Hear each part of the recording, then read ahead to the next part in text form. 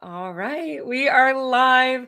Welcome, Vanessa Russell, to a very special live. Welcome, welcome. Yes, thank you. I'm excited to be with you. Yeah, you've had me on your radio show before, and I know a lot of people know you, from your tech career, but I wanted to have a very special live. Normally, we go live on Wednesday mornings, but in the wake of everything going on in Ukraine with the invasion, Yes. by Russia, you have an upcoming gala coming up that is targeted towards helping save men, women, and children out of human trafficking. And we'll get into the details in a minute, but there's a tie in there.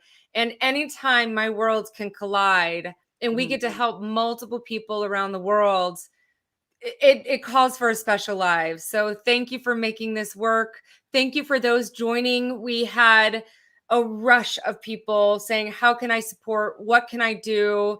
So I'm so appreciative of the compassion just amongst our followers, our connections, our networks.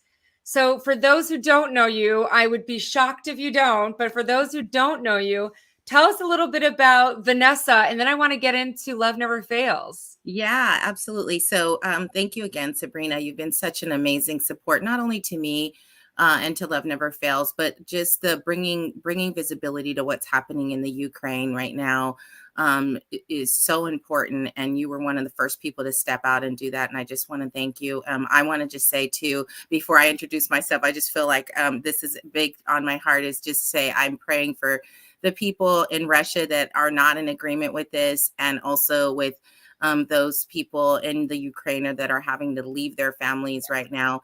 And then just for all of us, because even now we see many headlines about just talking about cybersecurity attacks on the U.S. Throughout the globe as a result of this has sort of kicked off a series of potential risks to all of us. And so just being kinder and gentler with one another and being more present with one another is really important right now. So me, who am I? I am Vanessa, and I am the founder and executive director of Love Never Fails. I founded the organization 10 years ago while working as a senior sales leader at Cisco Systems. I was volunteering to teach inner city kids dance, kids who had a similar background to myself, quite frankly. And I really wanted to give back and care for them and be present with them. And unfortunately, one of my 15-year-old dance students was raped in the city of Hayward, California, and was sold throughout California for a year. And that is when I became aware of this horrible thing we call human trafficking. Of course, I knew about it, but I had a lot of myths. I didn't know exactly what it was. I didn't understand labor trafficking. There's just so much I came to know during the course of the last 10 years. And me as a person. So, I do a variety of things. Of course, I am running the organization, and we're growing at an astronomical rate because the need is great. I am also an adjunct professor for Peralta colleges, and that is very much tied to what I'm doing in terms of the IT training for the survivors and that I serve. And then I do a variety of other things. My husband and I, we work with churches throughout the nation, actually, and it's just really our heart. My heart is to give. Meet the needs of people in our community that are underserved, under resources, and most specifically survivors of human trafficking. So. And you're doing something, you give me chills every time. I just adore you. I love what you're doing. And the fact that you gave up this incredibly visible, well-paying, successful career to do the kinds of things that you're doing. One of the things that I've always, my heart's so drawn to is you have an art home. So you have various homes where men, women, and children can come in and have a place of security. And, my background's in neuroscience and behavioral analysis. From a learning perspective, when you have that sense of security, you can learn. Yes. Without that, you can't. And one of the homes that you have, I have to make sure, because I know some people have to pop off and on and things like that we get this out in the front end. It's an art home for children. That's right. And so they are sort of rehabilitated in this home with various types of art therapy. Tell us a little bit about that, the kinds of things that Love Never Fails is doing. Yeah, and it maps back into what you kind of talked about for this time together, is that the people, the children and the adults that we are housing and that we are serving have been through tremendous trauma. Yeah. For those of you who are listening who are in the clinical world, you talk about adverse childhood experiences, ACEs. They're all tense. It's like they've had parents that have been incarcerated. They have themselves experienced firsthand violence.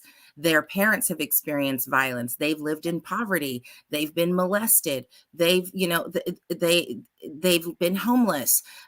There's just so many layers upon layers of trauma that they've experienced, and yet they still get up every day.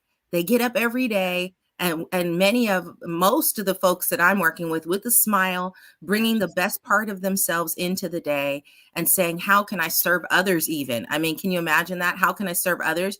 And so we just felt compelled to open up a house for girls ages 13 to 17 that are pre-foster care. And I say pre-foster care Wow. because there are foster homes available, and that unfortunately a lot of most people that have been trafficked end up in foster care or are trafficked out of foster care.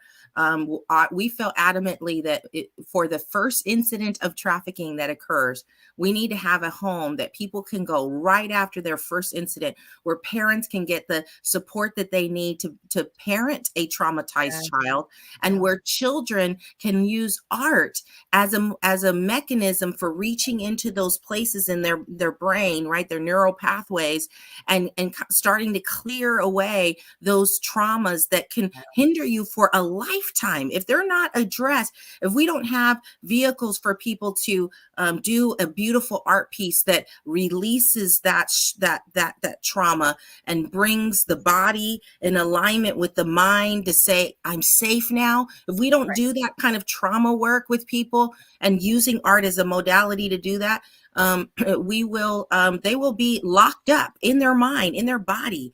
They will be locked up and unable to proceed with the life that they could have, a life of empowerment and of joy and of purpose. And so we're all about that in our youth art house. And thank you so much for bringing that up.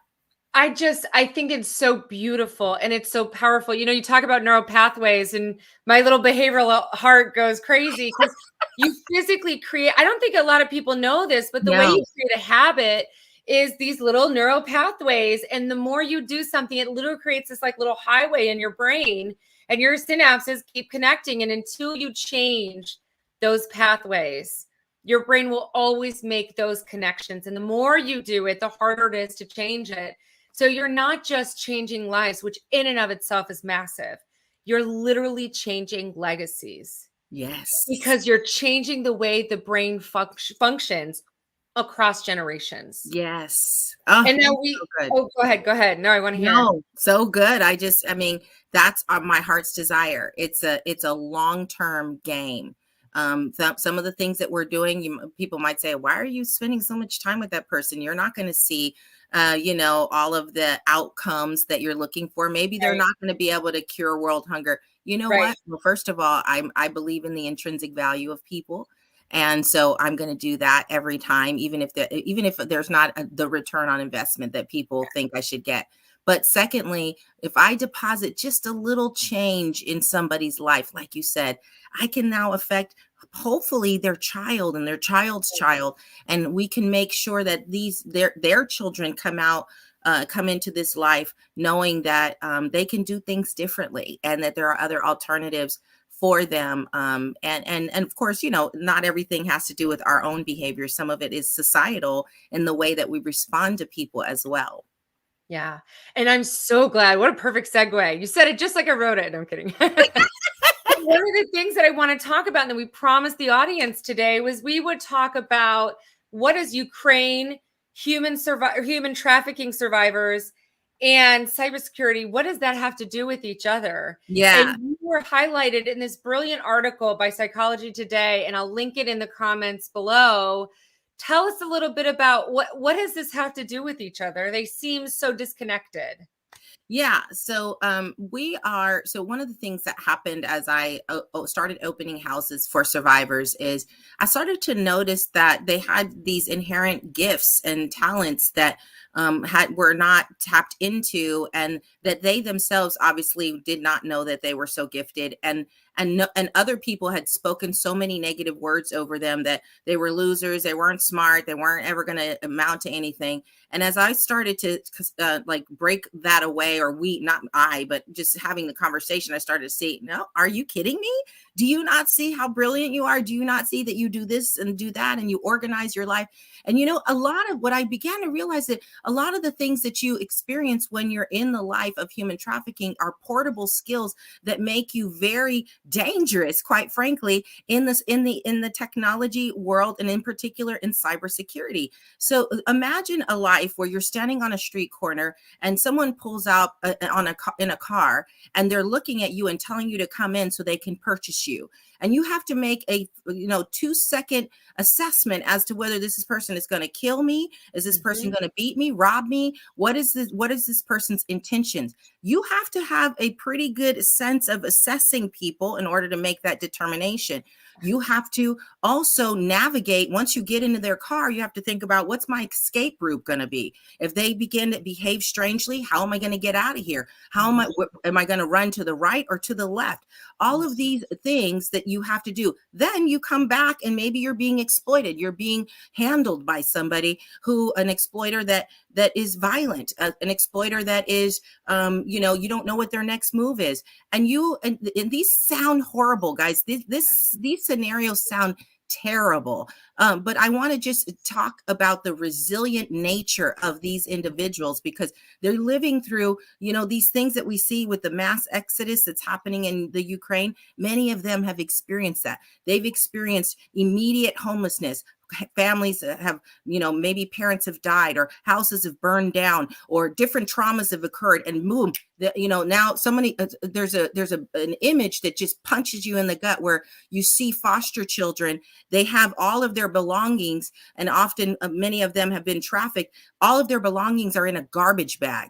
In a matter of minutes, they have to pack up all of their clothing in a garbage bag and go, I'm going to the next foster home. Yeah. They didn't want me here, or I'm being transferred. They have nowhere to lay their heads. Yeah. These kinds of experiences, though horrific, if you can get the proper care, and you can get some of those neural pathways open back up, and you can get, people that love you and pray over you and spend time with you, if all those elements are in place, you can actually leverage all of those things that you've learned to create security strategies, safety strategies for people, whether it be physical surveillance, physical security, whether it be cyber, in terms of digital, looking at different exploits, looking at different patterns. As we know, in particular with the Ukraine and Russia, there's a couple of worms that people are worried that will be unleashed as a result of this attack. There's a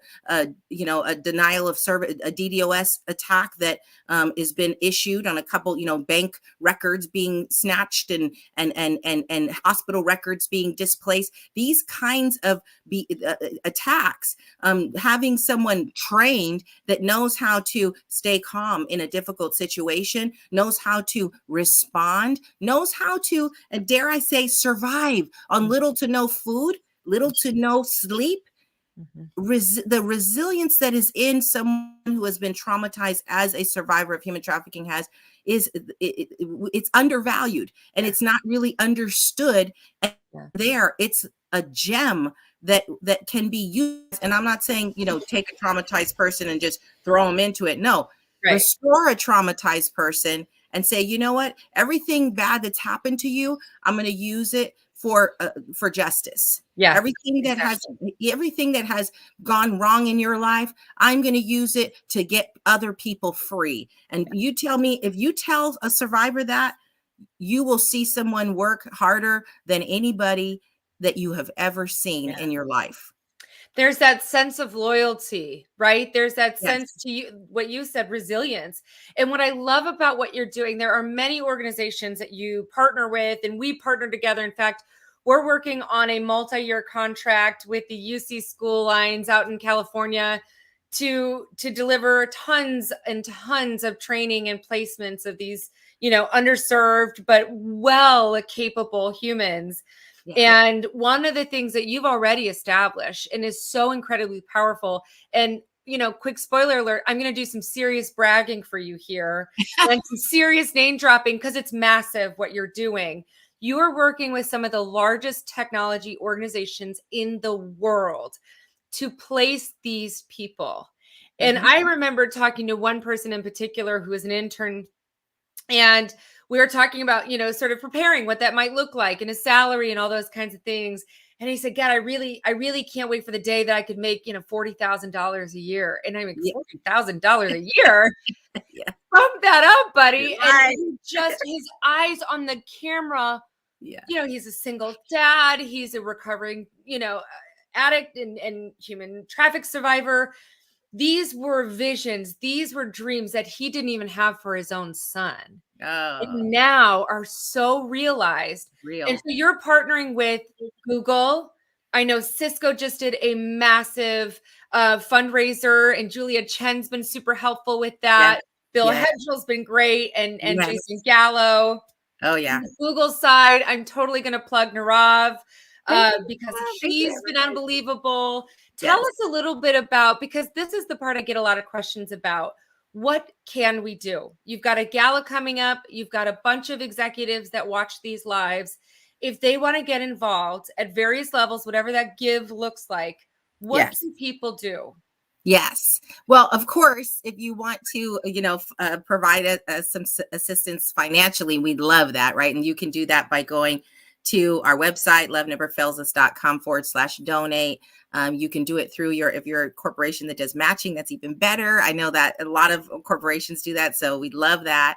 Of course, joining the gala, which is loveneverfailsus.com/events. You can kind of look that up there. It's going to be this Sunday from 5 to 6:30 p.m. and it's virtual. So wherever you are, it will be, I promise you.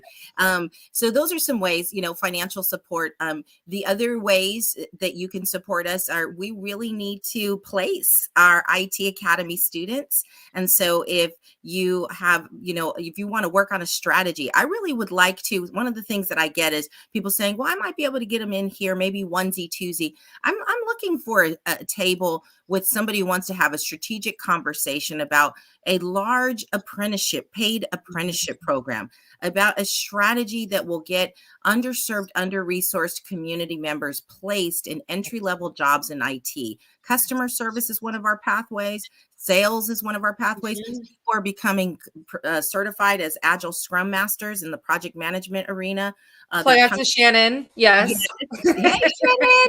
And then, and they're also going on to be entrepreneurs with Renaissance Entrepreneurship Center, in sales with Strively, and then they're going on to becoming engineers, right? To entry level help desk technicians. And so maybe you have some, SOC, Security Operations Center. Maybe you have a Network Operations Center. Maybe you're a network management company and you want people to come in and help with that, or field technicians, some of the service providers. You guys are taking out, cable modems and combined routers, switches, and devices out to customer premises. They would be great for positions like that. And so we just, I want to be their champion and invite you to have a strategic conversation with me about those kind of opportunities. And then lastly, we're going to be doing a career readiness boot camp in a couple of weeks. Oh, okay. And we would love for anyone who wants to help mentor, and it could be a one-day engagement, but someone who wants to mentor our IT students, love that as well. So there you go, a couple different options. So I asked a very close friend of mine, I said, we have this intern with Love Never Fails. Would you consider just having a conversation with them? And I later found out, I think they mentored 20 some odd, 30 some odd people. Yes. It becomes so fulfilling. You almost feel a little guilty. I find this as a foster parent. People are like, oh, that's so sweet. You do that. I'm like, well, it's actually more for me than it is for them. Right. It's so fulfilling. So I want to recap. And by the way, a lot of these links will be below. The gala link is already below. I cannot stress enough. Bring the box of tissues. I always cry. Yeah. Prepare to be wrecked. Your heart will just open in ways you didn't expect. You Mm, just didn't expect, where mm, you realize the human element of these people, what they've really gone through, and how resilient, how powerful, how courageous they are. And then, how talented. You do a beautiful job of showing how truly gifted these humans are. And so mm. I cannot encourage anymore without my eyes welling up. I cannot encourage anymore for you to go to the gala. If you're not sure about it, ping me. I will buy your ticket. I am more than happy to. It's an experience you need in your life. It's an experience you need. Yeah. Also, consider donating. Even if you're part of the Dollar Club and you give $1 a month or something like that, consider donating. And for those mentors, internships, apprenticeships, reach out to Vanessa.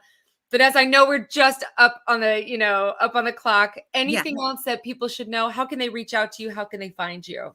Yeah, so you can reach out to me via email, Vanessa at loveneverfailsus.com, all spelled out. And so you can do that. And then also you can just give me a holler. So I'll just, if you want me to put it in the chat, I can, but it's 628-400-9230. Call me. Call me. Yeah, exactly. And not maybe, but call me. No, I'm just kidding. But I definitely just want to take this last moment to just give you, Sabrina, a shout out. I love everything that you're doing. I love everything you're doing.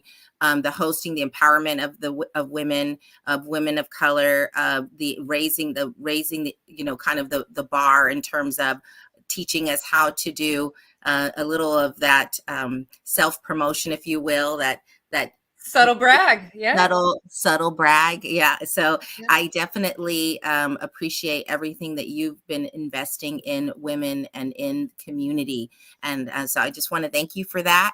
And that's pretty much it. I hope everyone enjoys their weekend. This has been really fun, Sabrina. Thanks. Likewise.